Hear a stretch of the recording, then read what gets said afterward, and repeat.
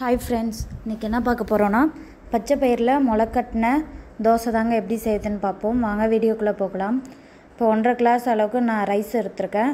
பச்சை அரிசி தாங்க நான் எடுத்திருக்கேன். இப்போ அரிசியை நல்லா வாஷ் பண்ணி தண்ணி ஆட் பண்ணிக்கலாம். இப்போ அரிசி வந்துட்டு ஒரு மணி நேரம் நம்ம நல்லா ஊறட்டோங்க. இப்போ 1 மணி நேரம் ஆகிடுச்சு, நல்லா அரிசி ஊறிடுச்சுங்க.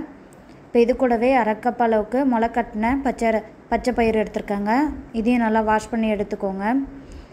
இப்போ மிக்ஸி ஜாரில் ரைஸும் பருப்பும் கொஞ்சம் சேர்த்துக்கலாம். இப்போ இது கூடவே காரத்துக்கு தேவையான 2 பச்சை மிளகாய் எடுத்துருக்கேன். ஒரு துண்டு அளவுக்கு இஞ்சி எடுத்துக்கோங்க. தேவையான அளவு உப்பு ஆட் பண்ணிக்கலாம். அது கூடவே 1 டீஸ்பூன் அளவுக்கு ஜீரகம் எடுத்துக்கோங்க. இது கூட கொத்தமல்லியும் ஆட் பண்ணிக்கலாங்க. நீங்கள் வேணும்னா கூட கொத்தமல்லி தழை நான் இப்போ ஆட் பண்ணல. இப்போ அது கூடவே காரத்துக்கு தேவையான 7 வரமிளகாய் எடுத்துருக்கேன். இதை நல்லா பேஸ்ட்டாக அரைச்சி எடுத்துகிட்டு வந்துங்க. தோசை மாவு அளவுக்கு நம்ம பதத்தில் அரைச்சிக்கலாம். இப்போ இதை ஒரு பவுலில் ஆட் பண்ணிக்கலாங்க.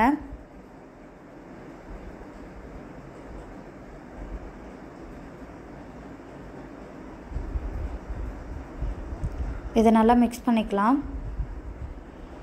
நீங்கள் தோசை உடனேவே ஊற்றிக்கலாம். இது மாவு இட்லி மாவு போல் நம்ம வெயிட் பண்ணி ஊற்ற தேவையில்லைங்க, புளிக்க தேவையில்ல. மாவு நீங்கள் உடனே தோசையும் ஊற்றிக்கலாம். இப்போ ஒரு தோசைக்கல் எடுத்துக்கோங்க. 3 கரண்டி அளவுக்கு மாவு ஆட் பண்ணிக்கலாம். நல்லா மெலிசாக ஊற்றிக்கோங்க.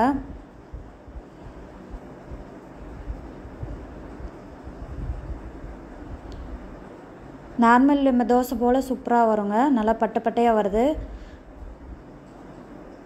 இப்போ லைட்டாக இது கூடவே எண்ணெய் ஆட் பண்ணிக்கலாம். உங்களுக்கு நெய் வேணா கூட கொஞ்சம் நெய் ஊற்றிக்கோங்க, குழந்தைங்களுக்கு கொடுக்குறதா இருந்தால். அவ்வளோதாங்க, சூப்பராக வந்திருக்கு பாருங்கள். பட்டையாக தோசை நல்லா முருகலாக நல்லா சூப்பராக வந்திருக்குங்க. இது கூட காம்பினேஷனாக தக்காளி சட்னியும் தேங்காய் சட்னியும் எடுத்துக்கோங்க. அவ்வளோ சூப்பராக இருக்கும் காம்பினேஷன்.